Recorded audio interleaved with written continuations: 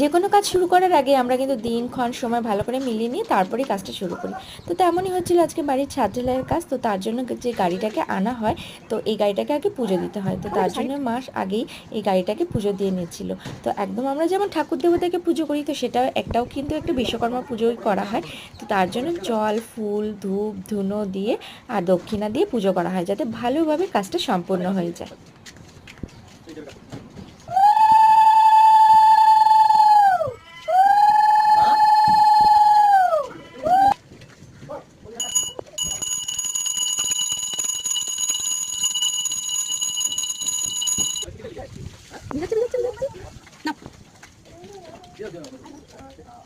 ক্যামেরাটা বন্ধ হয়ে গেছে না?